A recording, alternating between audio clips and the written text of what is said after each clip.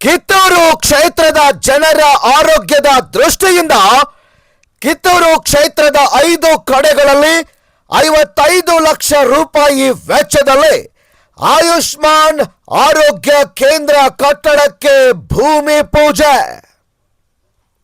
ಹೌದು, ಬೆಳಗಾವಿ ಜಿಲ್ಲೆಯ ಕಿತ್ತೂರು ಕ್ಷೇತ್ರದ ಹೊಳೆಹೊಸೂರು, ದಾಸ್ತಿಕೊಪ್ಪ, ಕಲಬಾವಿ, ಹುಲಿಕಟ್ಟಿ, ಉಗರಕೋಡ್ ಹೀಗೆ 5-6 ಗ್ರಾಮಗಳಲ್ಲಿ ಪ್ರತಿಯೊಂದು ಆರೋಗ್ಯ ಕೇಂದ್ರಕ್ಕೆ ಸುಮಾರು 55 ಲಕ್ಷ ರೂಪಾಯಿ ವೆಚ್ಚದಲ್ಲಿ ನಿರ್ಮಾಣಗೊಳ್ಳಲಿರುವ ಆಯುಷ್ಮಾನ್ ಆರೋಗ್ಯ ಕೇಂದ್ರ ಕಟ್ಟಡಕ್ಕೆ ಕಿತ್ತೂರು ಶಾಸಕ ಬಾಬಾ ಸಾಹೇಬ್ ಪಾಟೀಲ್ ಅವರು ಭೂಮಿ ಪೂಜೆ ನೆರವೇರಿಸಿ ಕಾಮಗಾರಿಗೆ ಚಾಲನೆ ನೀಡಿದರು.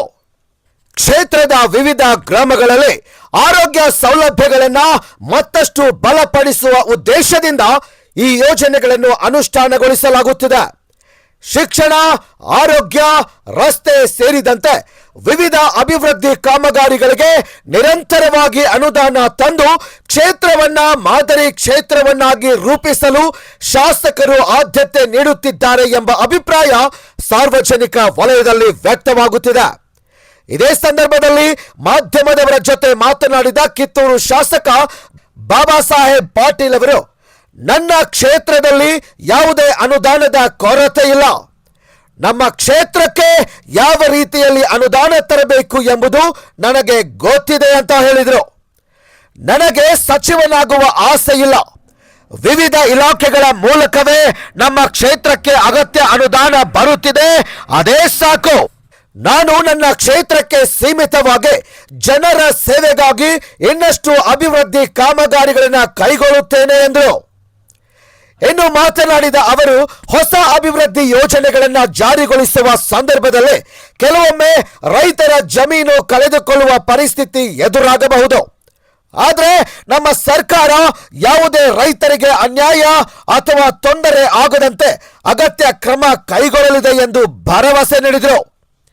ಶಾಲೆಗಳ ಕುರಿತು ಪ್ರತಿಕ್ರಿಯಿಸಿದ ಅವರು, ಯಾವುದೇ ಶಾಲೆಯಲ್ಲಿ ಮಕ್ಕಳ ಕೈಯಿಂದ ಕೆಲಸ ಮಾಡಿಸಬಾರದು ಎಂಬುದು ಸರ್ಕಾರದ ಸ್ಪಷ್ಟ ನಿಯಮ. ಶಾಲೆಗಳಲ್ಲಿ ಮಕ್ಕಳಿಗೆ ಉಪಯುಕ್ತವಾದ ಕ್ರಿಯಾತ್ಮಕ ಚಟುವಟಿಕೆಗಳನ್ನು ನಡೆಸಲಿ. ಆದರೆ ಶಾಲೆಯ ಸ್ವಚ್ಛತೆ ಅಥವಾ ಇತರ ಕೆಲಸಗಳ ನೆಪದಲ್ಲಿ ಮಕ್ಕಳನ್ನ ದುಡಿಸಿಕೊಳ್ಳುವುದು ಸರಿಯಲ್ಲ ಎಂದು ಹೇಳಿದರು. ಬಿಜೆಪಿ ಶಾಸಕರು ಸರ್ಕಾರದ ಖಜಾನೆಯಲ್ಲಿ ಖಾಲಿ ಆಗಿದೆ ಅಂತ ಹೇಳ್ತಾ ಇದ್ದಾರೆ. ನೀವು ನೋಡಿದ್ರೆ ಸತತವಾಗಿ ಅನುದಾನ ತರ್ತಾ ಇದ್ದಾರೆ. ಇದೇ ತರನಾಗಿ GT ದೇವೇಗೌಡ ಅವರು ಒಂದು ಮಾತಾಡಿದ್ದಾರೆ, ನಮ್ಮ ಕ್ಷೇತ್ರಗಳಲ್ಲೂ ಕೂಡ ಯಾವುದೇ ಅನುದಾನ ಕೊರತೆ ಇಲ್ಲ ಅಂತ. ಇದ್ರ ಬಗ್ಗೆ ನೀವೇನು ಹೇಳ್ತೀರಂತ? ಈಗ ಬಹುತೇಕ ಎಲ್ಲರೂ ಅದನ್ನ ಹೇಳ್ತಿರ್ತಾರೆ. ಹೇಳಿ, ಅದೇನು ಅವರು ವಿರೋಧ ಪಕ್ಷದಾಗ ಕುಂತಾಗ ಯೂಶ್ವಲಿ ಅದನ್ನು ಟೀಕೆ ಮಾಡುವಂಥದ್ದು ಇರ್ತೈತೆ. ಅದು ಇರಲಿ, ವಾಟ್ ಎವರ್ ಇಸ್. ನನ್ನ ಕ್ಷೇತ್ರಕ್ಕೆ ನನಗೆ ಅಂದ್ಕೊಂಡಂಗೆ ಎಲ್ಲೂ ಯಾವುದೇ ಅನುದಾನ ಕೊರತೆ ಅಂತ ಅನ್ನುವಂಥದ್ದು ನನಗೆ ಬಂದಿಲ್ಲ. ಮತ್ತು ಎಲ್ಲ ಡಿಪಾರ್ಟ್ಮೆಂಟ್ದಾಗ ಬೇರೆ ಬೇರೆ ಬೇರೆ ಬೇರೆ ಕ್ಷೇತ್ರದಾಗ ಬೇರೆ ಬೇರೆ ಹೆಡ್ಸ್ದಾಗ ದುಡ್ಡು ತರುವಂಥದ್ದು ಮಾಡಬೇಕು. ಮಾಡಿದ್ರೆ ಅದ್ರ ಕೊರತೆ ಇದ್ದಲ್ಲಿ ಸ್ವಲ್ಪ ಹಿಂದೆ ಉಳಿದಾರು. ಕೊರತೆ ಇಲ್ಲದವ್ರು ಮಾತ್ರ ಏನು ಯಥಾಸ್ಥಿತಿ ಯಾವ ಸರ್ಕಾರದಾಗ ಹೆಂಗೆ ಹಾಕಾವ ಅದಕ್ಕಿಂತ ಇನ್ನೂ ಹೆಚ್ಚಿಗೆ ಕೆಲಸ ತರುವಂಥದ್ದು ಮಾಡಕತ್ತಿದ್ದೆವು.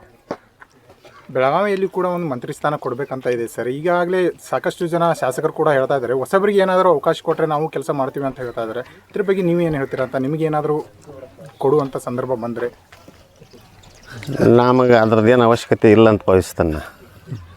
ಯಾಕಂದ್ರೆ ನಮ್ಮ ಕ್ಷೇತ್ರಕ್ಕೆ ಸೀಮಿತವಾಗಿ ನನಗೆ ಏನು ಬೇಕಾದಂಥದ್ದು ಎಲ್ಲ ಡಿಪಾರ್ಟ್ಮೆಂಟಾಗಿ ಸಿಗುವಾಗ ಮಂತ್ರಿ ಮಾಡಬೇಕು, ಮತ್ತೊಂದು ಆಗಬೇಕು ಅನ್ನುವಂಥದ್ದು ಆಸೆ ಇಲ್ಲ. ನನಗೆ ಕ್ಷೇತ್ರಕ್ಕೆ ಸೀಮಿತವಾಗಿರ್ತೇನೆ. ಕ್ಷೇತ್ರಕ್ಕೆ ನಮ್ಗೆ ಅನುದಾನ ಕೊಟ್ಟರೆ ಸಾಕು ಅನ್ನುವಂಥದ್ದನ್ನು ಪದೇ ಪದೇ ಎಲ್ಲ ಮಂತ್ರಿಗಳಿಗೆ ಹೇಳಿದ್ದೀನಿ, ಇದ್ದಂಥ ಮುಖ್ಯಮಂತ್ರಿಗೂ ಹೇಳಿದ್ದೀನಿ. ಸರ್, ಈಗಾಗಲೇ ಬೆಂಗಳೂರಲ್ಲಿ ಕೂಡ ದೊಡ್ಡ ಮಟ್ಟದ ಹೋರಾಟ ರೈತರ ಪರವಾಗಿ ನೀವು ಸಾಕಷ್ಟು ಕೆಲಸ ಮಾಡಿದ್ದೀರಾ. ಆ ಬಿಡದಿ ರೈತರು ಕೂಡ ಸಾಕಷ್ಟು ಭೂಮಿ ಕೊಡಲ್ಲ ಅಂತ ಹೇಳ್ತಾ ಇದ್ದಾರೆ. ಬಟ್ ರಾಜ್ಯ ಸರ್ಕಾರ ಮಾತ್ರ ನಾವು ಬಿಡೋಲ್ಲ ಅಂತ ಮಾನ್ಯ ಮುಖ್ಯಮಂತ್ರಿಗಳು ಕೂಡ ಹೇಳ್ತಾ ಇದ್ದಾರೆ. ಇದ್ರ ಬಗ್ಗೆ ನೀವೇನು ಹೇಳ್ತೀರಂತ? ಸರ್ಟನ್ ಟೈಮ್ಸ್ನಾಗ ಯಾವುದೋ ಡೆವಲಪ್ಮೆಂಟ್ ವರ್ಕ್ಸ್ಗಳು ಮುಂದೆ ಅನಿವಾರ್ಯ ಆಗ್ತೈತಿ. ಅನಿವಾರ್ಯತೆ ಅಂತಂದಾಗ ಲ್ಯಾಂಡ್ ಎಕ್ವಿಸಿಷನ್ ತೊಗೋಬೇಕಾಗಿರ್ತೈತಿ. ದೊಡ್ಡ ದೊಡ್ಡ ಪಟ್ಟಣ ನಾವು ಬಿಡದಿ ಆಯ್ತು ಬೆಂಗಳೂರು ಮುಂಬೈಗೆ ಹೋಗೋದು ಬೇಡ. ನಾನು ಕ್ಷೇತ್ರ ಮಟ್ಟಕ್ಕೆ ಮಾತಾಡೋಕ್ಕೆ ಪ್ರಯತ್ನ ಮಾಡ್ತೇನೆ. ನೀ ಕೇಳಿದಕ್ಕೆ ಒಂದು ಆನ್ಸರ್ ಮಾಡ್ತಾನೆ ಅಷ್ಟೇ. ಲ್ಯಾಂಡ್ ಎಕ್ವಿಸಿಷನ್ ಯಾವುದೇ ಸರ್ಕಾರ ಬಂದಾಗ ಇದು ನಡೆಯುವಂಥ ಕಾರ್ಯಕ್ರಮ. ಬಟ್ ಮಾಡುವಾಗ ರೈತರನ್ನ ಗಮನದಲ್ಲಿ ಇಟ್ಕೊಂಡು ಮಾಡ್ಕೋಬೇಕಾಗತ್ತೆ. ಯಾಕಂದ್ರೆ ಭೂಮಿ ಹೋದ್ವಮ್ಮಿ ಅಂತಂದ್ರೆ ಬಹುತೇಕ ಭಾಳಷ್ಟು ಭೂಮಿ ಎಲ್ಲ ಲ್ಯಾಂಡ್ ಅಕ್ವಿಸಿಷನ್ನಾಗಲಿ ಡ್ಯಾಮ್ ಕಟ್ಟುವಾಗಲಿ ಮತ್ತೊಂದು ಕಟ್ಟುವಾಗಲಿ ಹೋಗೋದ್ರೆ ದುಡ್ಡು ಅದು ಎಲ್ಲೆಲ್ಲೋ ಹೋಗಿಬಿಡ್ತೈತಿ. ಅವ್ರಿಗೆ ತೊಗೊಳ್ಳೋಂಥ ಭೂಮಿ ತೊಗೊಳಕ್ಕಾಗಲ್ಲ. ಬೇರೆ ಪರ್ಯಾಯವಾಗಿ ಅವ್ರಿಗೆ ವ್ಯವಸ್ಥೆ ಮಾಡಿದ್ರಂತೆ ಅನುಕೂಲ ಮಾಡಲೇಬೇಕಾಗತ್ತೆ, ಬಿಡು ಪ್ರಶ್ನೆಯೇ ಇಲ್ಲ.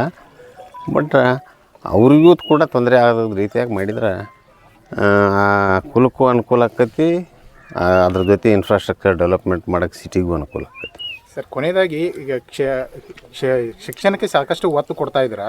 ಬಟ್ ಇದೇ ಶಿಕ್ಷಣ ಏನಾಗ್ತಾ ಇದೆ ಅಂದರೆ ಸ್ಕೂಲ್ಗಳಲ್ಲಿ ಶಿಕ್ಷಕರು ಶಾಲಾ ಮಕ್ಕಳಿಂದ ಕೆಲಸ ಮಾಡಿಸ್ತಾ ಇದ್ದಾರೆ ಸರ್. ಮೊನ್ನೆ ಕೂಡ ಕಿತ್ತೂರಲ್ಲಿ ಕೂಡ ಒಂದು ಘಟನೆ ಆಯಿತು, ಹಿಂದೆನೂ ಕೂಡ ಒಂದು ಘಟನೆ ಆಗಿತ್ತು. ಇದಕ್ಕೆಲ್ಲ ಏನು ಹೇಳ್ತೀರಂತ? ಅದು ನೀವು ಹೆಂಗೆ ತೊಗೋತೀರ ಹಂಗೆ ಹೋಗ್ತೈತಿ. ಕೆಲಸ ಮಾಡಿಸ್ಬೇಕು ಮಾಡಿಸ್ಬಾರ್ದು that is secondary out of the thing.